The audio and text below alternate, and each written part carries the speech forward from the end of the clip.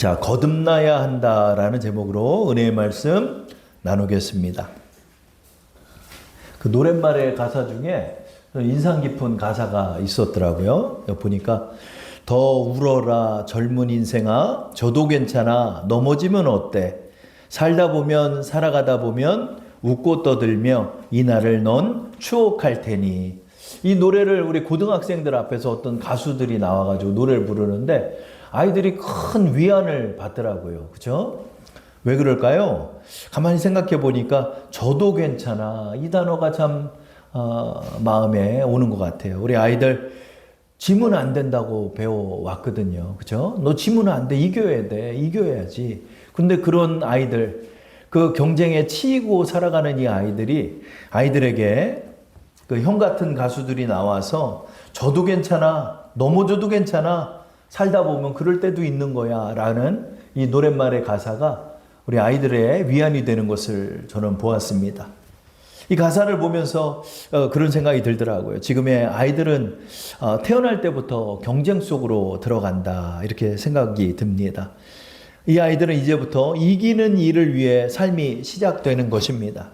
반에서 몇 등 하냐, 전교에서 몇 등 하냐, 달리기는 몇 등 하냐, 순위와 등수를 매기며 이제 아이들은 살아가게 되는 것입니다. 아이들은 이러한 사회 속으로 들어와 이겨야 한다라고 배워옵니다. 그런 아이들에게 저도 괜찮다, 이 말은 큰 위안이 될 것입니다. 그러나 돌아보면 그 노래의 가사가 끝나고 나면 아이들은 다시 경쟁 속으로 들어가야 하는 것입니다. 이것은 단지 노래일 뿐이 되는 것입니다. 왜냐하면 우리는 이제 경쟁 사회에 살아가고 있기 때문입니다. 성공해야 한다, 100점 맞아야 한다, 1등 해야 한다, 어느 학교 들어가야 된다, 그러려면 어느 정도 성적을 거둬야 한다, 너 어느 직장을 다녀야 한다. 이 모든 것이 다 경쟁의 순위의 지표 속에 담겨 있는 것입니다. 목사님들을 만나도 그렇더라고요. 목사님들도 너 어느 교회에 있냐, 성도는 몇 명이냐, 경상비는 얼마냐, 이런 비교와 성공의 지표에 교회조차도 시달리고 있다는 생각이 들었습니다. 우리 모두는 저마다 성공을 지향하는 사회 속에 살아가고 있습니다. 등수를 매기고 또 서로를 비교하고 경쟁하며 살아오는 것입니다. 그러다 보니 복음의 메시지도 온통 성공 메시지로 가득합니다. 리더가 되기 위해서는 어떻게 해야 한다, 축복을 받기 위해서 어떻게 해야 한다, 형통함의 은혜, 성공, 성취지향적인 메시지가 온통 이 단을 지배하고 있는 것입니다. 과연 이것이 맞는 말일까요?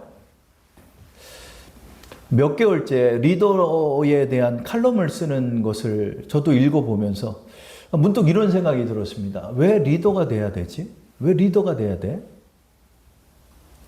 2등 하면 안 돼? 3등 하면 안 돼? 꼴등으로 가면 어때? 응?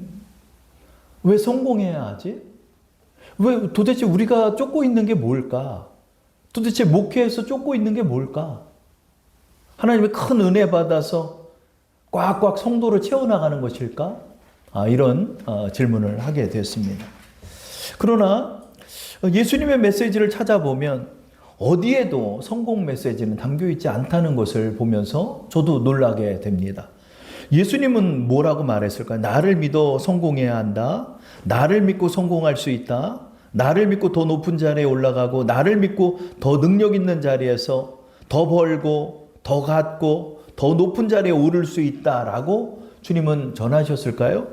어디에도 주님은 성공을 말씀하고 있지 않다는 사실을 우리는 주목해야 할 것 같습니다. 주님께서는 도리어 가난해야 한다라고 말했습니다. 가난은 절대로 우리에게는 취할 수 없는 단어입니다. 그러나 주님은 가난한 자가 복이 있다, 도리어 슬퍼하는 자가 복이 있다, 오히려 자기를 부인해야 한다, 서로 사랑하라, 이렇게 주님은 말씀하셨지 어디에도 성공의 메시지를 전하지 않으셨다는 것입니다. 이런 점에서 주님께서 우리에게 전한 메시지의 본질은 무엇일까? 오늘 말씀 속에서 우리는 그것을 찾아보려 합니다. 한밤에 사회적으로 크게 성공한 사람이 예수님을 몰래 찾아옵니다. 그 사람이 바로 니고데모죠. 오늘 본문의 말씀을 통해 성공한 사람 앞에서 주님은 무엇이라고 말할까? 너 더 성공하기 위해서 어떻게 살아가는가? 하고 조언하셨는지, 그 성공한 사람에 대해서 주님은 어떻게 평가하셨는지 오늘 본문 속으로 우리 들어가 보고자 합니다. 요한복음 3장 1절에 한 밤에 바리새인 니고데모라 하는 성공한 사람이 예수님을 찾아옵니다. 우리 그 장면을 한번 읽어볼까요? 그런데 바리새인 중에 니고데모라 하는 사람이 있으니 유대인의 지도자라. 이 사람은 바리새파의 사람인데 유대인의 지도자급이 되는 사람이다라고 말합니다. 개역 한글 성경에는 유대인의 관원이다 이런 표현이 있습니다. 이게 어디 관원이란 말일까요? 이것은 산헤드린 공회의 회원이란 뜻이 됩니다. 이 산헤드린 공회는 의장은 대제사장이고 사두개인, 바리새인, 서기관, 장로 등으로 구성된 종교와 재판을 관장하고 자치권을 행사하는 유대인의 최고 의결 기관이라 할 수 있습니다. 여기 회원은 한 50명에서 70명 정도 되니까 아주 소수의 인원이 소속되어 있습니다. 이 70명 안에 우리 이 니고데모라 하는 자가 속해 있으니까 이 사람은 소수의 지도자라 리더라 할 수 있는 것입니다. 그의 이름도 보니까 여러분 니고데모란 뜻도 보니까 성공한 백성이란 뜻을 갖고 있어요. 그러니까 이 사람은 태어날 때서부터 이 바리새파 사람으로서 금수저의 집안에서 태어난 성공한 자녀가 되는 것입니다. 이런 것처럼 우리 니고데모도 이 유대 사회 속에서 그 70명의 소수 리더 그룹에 들어갈 정도니까 이 사람 대단한 사람이죠. 이 대단한 사람이 예수님을 찾아왔습니다. 언제요? 밤에 찾아왔습니다. 우리 3장 2절 말씀 한번 읽어볼까요? 그가 밤에 예수께 와서 이르되 랍비여 우리가 당신은 하나님께로부터 오신 선생인 줄 아나이다. 하나님이 함께 하시지 아니하시면 당신이 행하시는 이 표적을 아무도 할 수 없음이니이다. 아멘. 왜 밤에 찾아왔을까요? 저 사람의 눈을 피해서 온 거예요. 그러니까 이 니고데모란 사람은 아주 주도 면밀한 성격을 갖고 있어요. 그래서 절대 자기 속마음을 얘기하지 않아요. 그리고 여러 가지를 가늠하고 면밀하게 판단해서 내가 어느 자리에 설지를 이렇게 정하는 그런 아주 뛰어난 그런 판단을 갖고 있는 사람이라 할 수 있죠.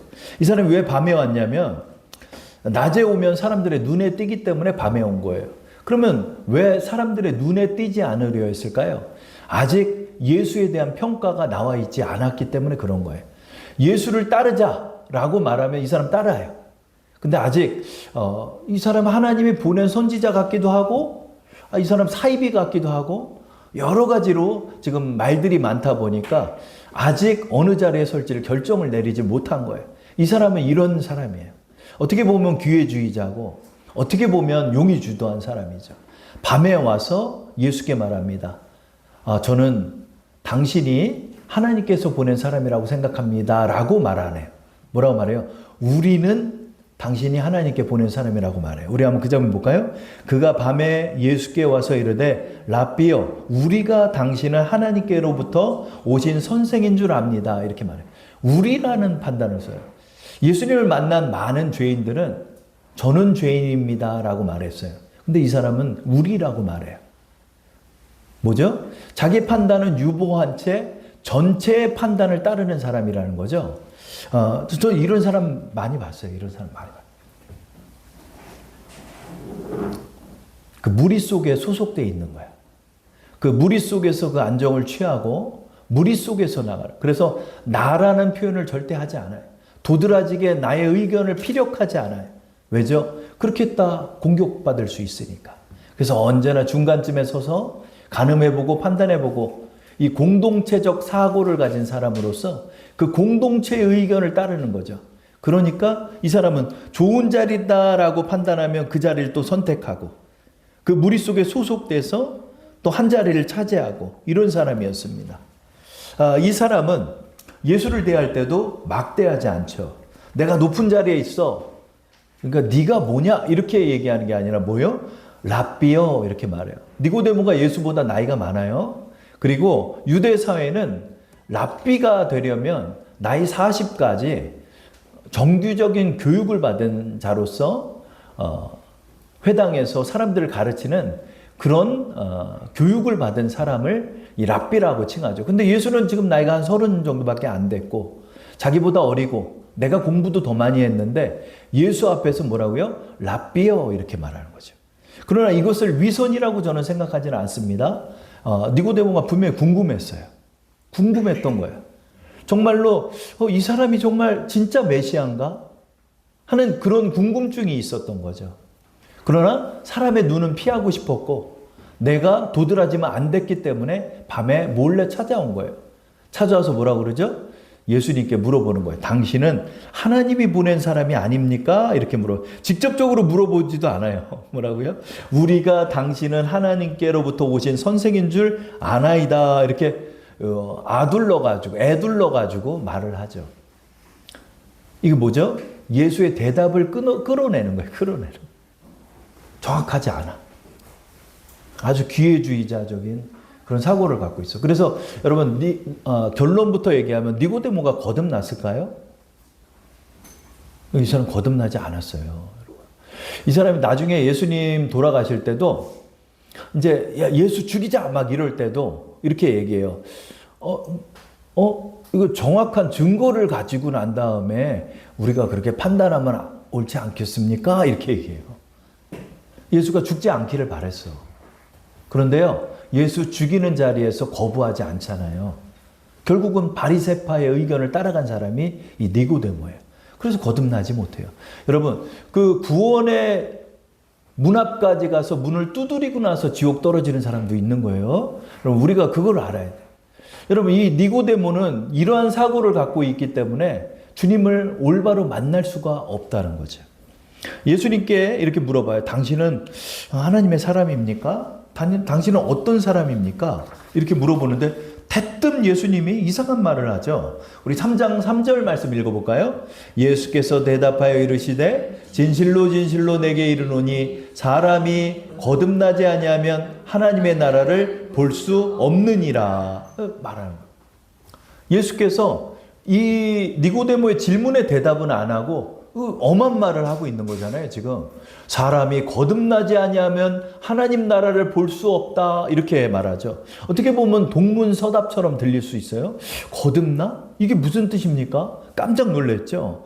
거듭나야 한다. 이 말은 니고데모에게 그 핵심을 말하는 거죠. 네가 사내들인 공회원이냐? 네가 성공한 사람이냐?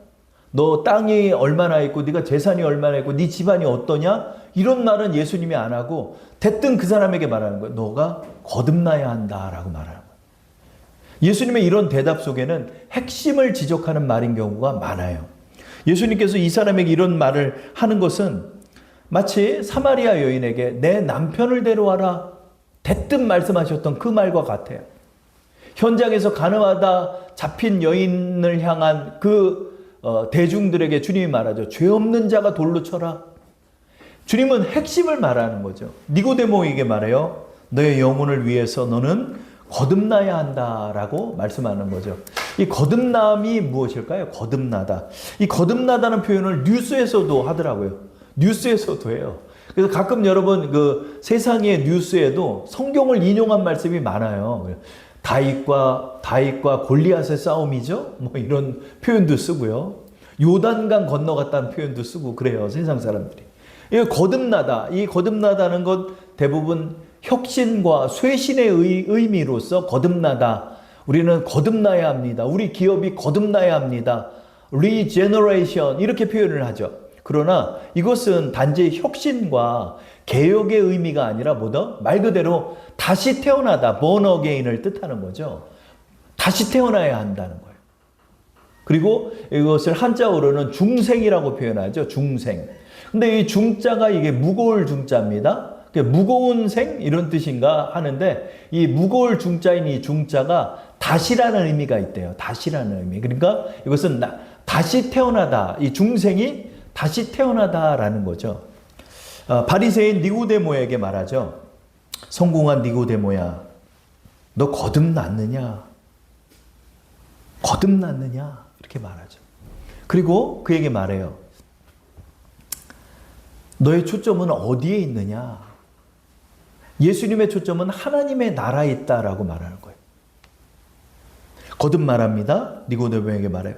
내가 거듭나야 한다. 왜 거듭나야 합니까? 거듭남이 도대체 뭡니까? 니고데모가 이렇게 묻자 주님이 말하죠. 거듭나지 아니하면 하나님 나라를 들어갈 수 없기 때문이다. 이렇게 말하죠.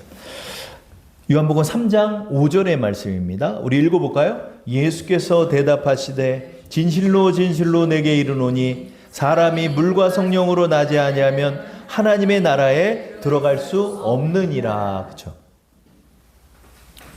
하나님 나라에 들어가지 못한다는 거예요.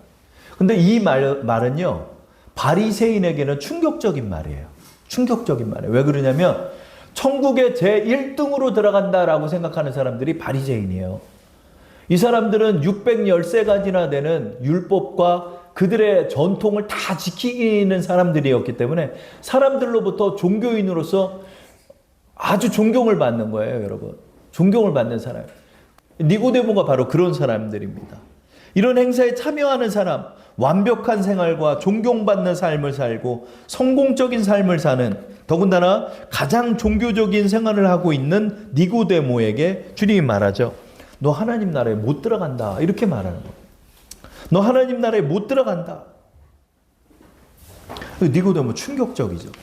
니고데모가 주님 앞에 말합니다. 이거 어떻게 태어납니까? 이거 다시 어머니 뱃속으로 들어갑니까? 이렇게 말을 하고 있습니다. 주님께서는 이 말을 왜 하셨죠? 이것은 영적인 의미로 말하는 거죠. 영적인 의미로 너희가 다시 태어나야 한다. 너의 영혼이 죽어 있다라고 말하는 거예요.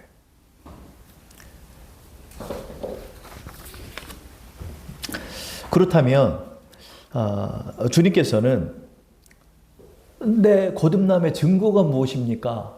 나는 거듭났습니까? 안 났습니까? 이렇게 물어볼 때 주님께서 말씀한다는 거죠. 거듭남의 증거가 무엇이냐? 3장 3절에 있죠. 우리 3장 3절 다시 한번 읽어볼까요? 예수께서 대답하여 이르시되 진실로 진실로 내게 이르노니 사람이 거듭나지 아니하면 하나님의 나라를 볼 수 없느니라. 니고데모야, 너 지금 하나님 나라를 보면서 사냐? 아니요. 저 밖에 나갔다 들어오면 손 씻고 밥 먹기 전에 손 씻고 또 헌금도 많이 내고 긴 옷을 입으며 사람들 많이 다니는 곳에서 크게 통성으로 기도하고 제가 하루에 3번씩 기도를 하고 일주일에 2번씩 금식을 하는 그런 사람입니다. 그런데 제가 천국을 못 간다고요? 그래, 너 천국 못 간다. 하나님 나라 들어가지 못한다. 왜요? 너 하나님 나라를 맛보아 아느냐라고 물어본 것입니다. 하나님 나라를 본다는 것은 환상과 꿈을 꾸느냐, 성령 세례를 받았느냐 이런 뜻이 아니라 하나님 나라를 맛보아 아느냐라는 뜻이 되는 것입니다.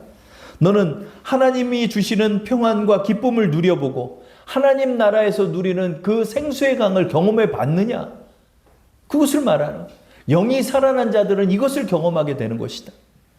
거듭남의 증거는 바로 하나님 나라를 맛보아 아는 것에 있는 것이다. 너 신앙생활을 하면서 너 수십 년의 신앙생활, 종교생활을 했는데 이거 맛본 적이 있냐?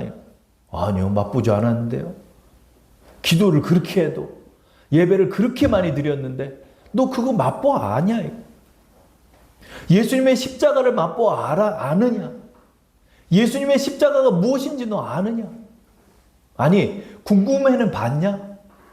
이렇게 주님께서 니고데모에게 말하는 거죠. 너가 그것을 맛보지 않았다면 너는 하나님 나라에 들어갈 수 없는 것이다 라고 말하는 거예요. 성공적인 교훈을 얻으려고 예수님 찾아갔는데 주님께서는 아주 근본적인 대답을 하신 거죠. 너 거듭나지도 않고 너 성공한 삶을 살았다라고 생각하냐? 이렇게 지금 말씀하는 것입니다. 이 거듭남의 은혜, 우리 이것을 체험해야 하는 것입니다. 그리고 우리의 근본의 목적을 여기로 삼아야 하는 것입니다. 내가 거듭났는가? 나는 구원받았는가? 구원의 확신이 있는가? 하나님과 마주대하며 살고 있는가? 그래서 나는 하나님 나라에 들어가는 자인가? 우리의 초점을 이 세상에 잡는 것이 아니라 하나님 나라에 초점을 잡고 살아가야 한다는 것이죠. 그래서 예수님은 이 세상의 성공을 말씀하지 않은 것입니다. 하나님 나라에 초점을 잡고 살아가는 자가 진정으로 성공한 자다라고 우리에게 말씀하여 주시는 것입니다. 한 신실한 부인을 5년째 교회에 따라다니는 남편 집사님이 계셨다라고 합니다. 그분은 부인 때문에 어쩔 수 없이 예배를 드리는데 예배를 드리는 그 한 시간이 죽을 맛이랍니다. 찬양을 부르는 것도 힘들고 말씀 듣는 것도 너무나 졸리고 말씀이 시작하면 그냥 눈을 감고 잘 자다가 일어나서 그렇게 5년째 신앙생활을 했다라고 합니다. 그야말로 썬데이 크리스찬이라 할 수 있죠. 근데 이 집사님이 평소에 테니스를 좋아했다라고 합니다. 그래서 테니스를 항상 치면서 그렇게 운동을 하죠. 어느 날 딸을 데리고 테니스를 쳤어요. 그런데 테니스 공이 넘어오자 그 공을 세게 때리려고 라켓을 휘둘렀는데 그것을 같이 치려고 딸도 오다가 그만 딸의 눈을 이 라켓으로 때리고 말았다는 것입니다. 아이가 아빠 눈 아파 그러면서 쓰러졌어요. 그 아이를 업고 병원으로 달려갔습니다. 병원 안과에 달려갔는데 선생님이 말씀하십니다. 이게 어떻게 이렇게 세게 맞았습니까? 라켓을 제가 그만 휘두르다가 이 아이 그 눈을 때리고 말았습니다. 선생님 좀 고쳐주세요. 눈이 좀 충혈되고 피가 나왔나 이렇게 생각했는데 아닙니다. 지금 아버님 지금 치료는 계속 해야 되겠지만 실명할 위험이 있습니다. 이렇게 이야기를 한 거예요. 그러자 아버지가 놀래가지고 그때서부터 선생님을 붙잡고 부탁을 하는 선생님 우리 아이 눈 좀 고쳐주세요. 이 아이 눈 멀면 어떡합니까? 고쳐주세요. 그러면서 간절히 선생님께 부탁하고 또 큰 병원으로 가서 또 치료를 하면서 지냈습니다. 이제 예배가 달라졌어요. 이 사람이 이제 급해진 거예요. 내 딸 눈 멀면 안 되니까 교회 오자마자 그냥 간절하게 기도를 했답니다. 하나님 도와주세요. 하나님 우리 아이 눈 멀지 않게 좀 도와주세요. 간절히 기도를 하며 예배에 참석하기 시작했어요.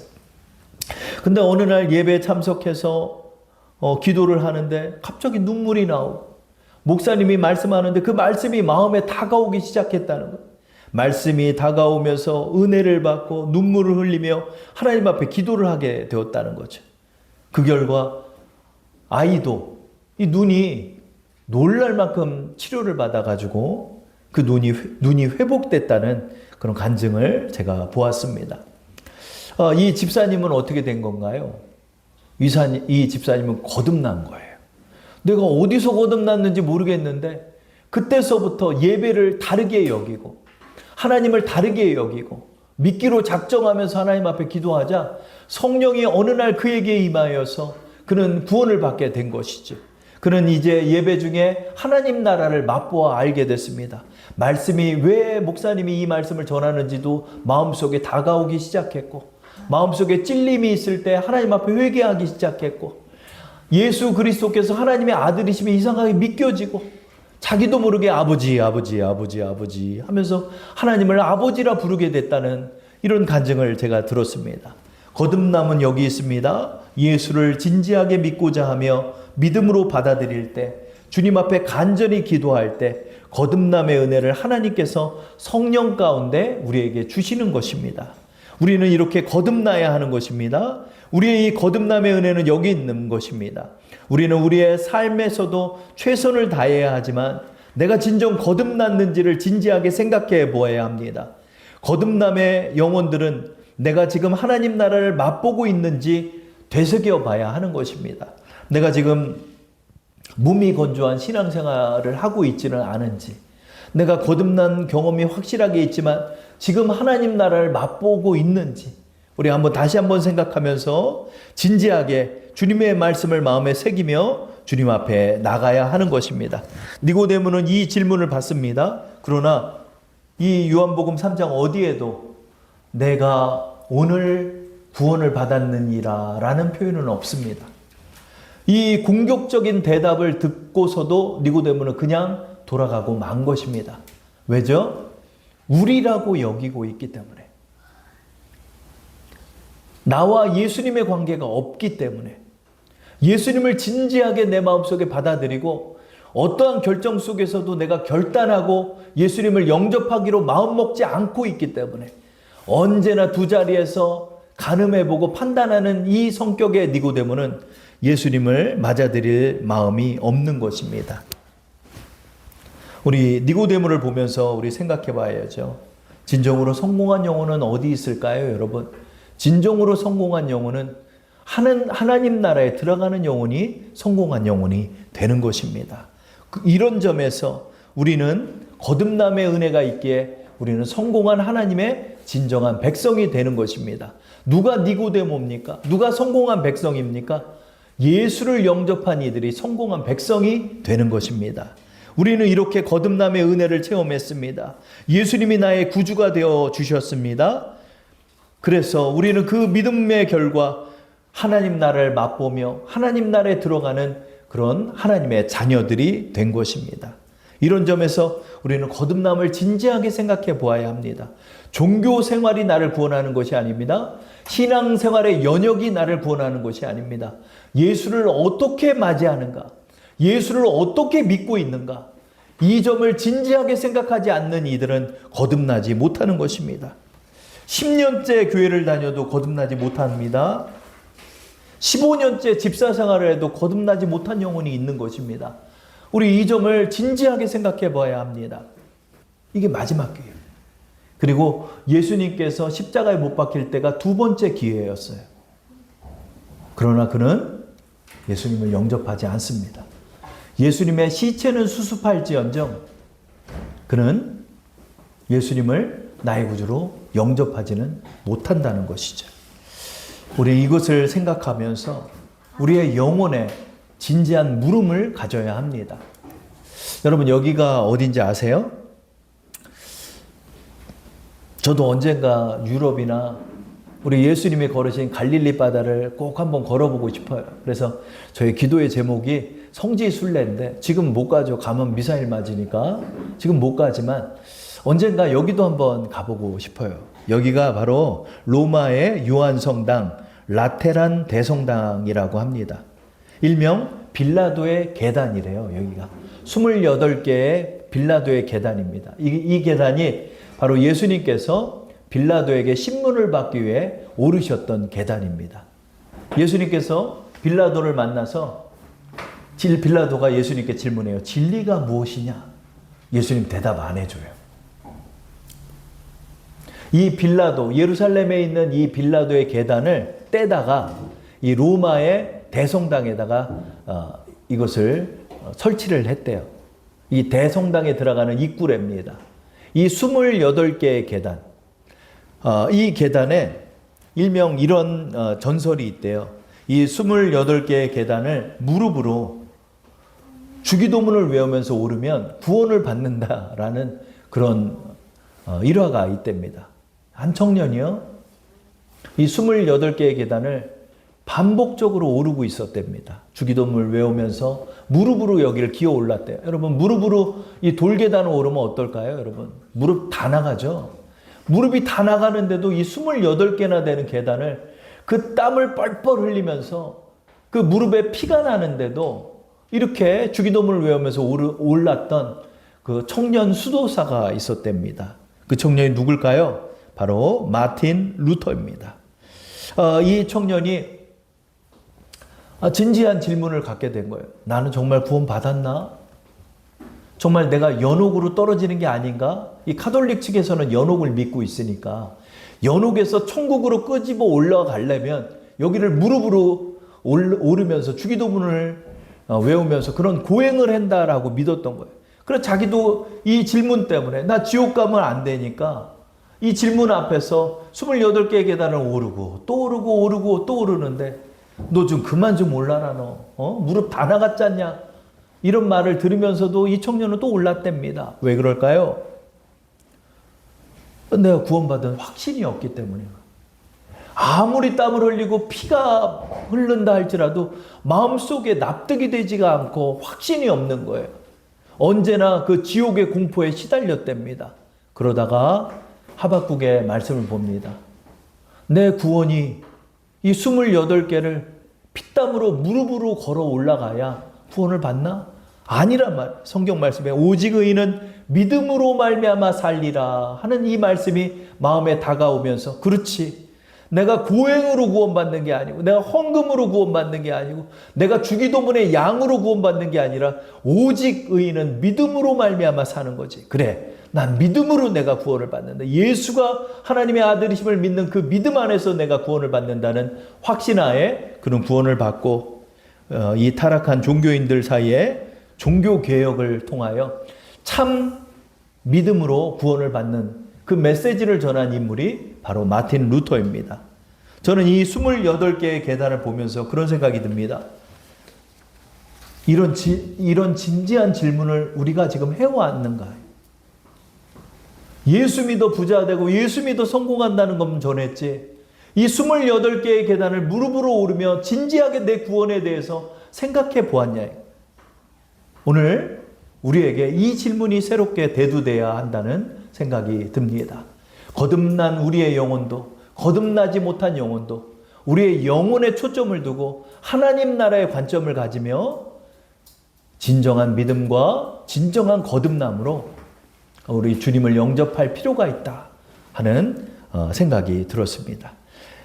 사순절의 기간 이제 3주차를 우리가 걸어가면서 우리 주님의 발걸음이 왜 주님이 이렇게 물과 피를 쏟으며 우리를 위하여 죽으셨는지 우리의 마음에 새기면서 우리 거듭남의 은혜를 다시 한번 마음에 새기고 주님의 은혜를 마음속에 누리며 전진하는 우리 여러분들 되시기를 축원합니다.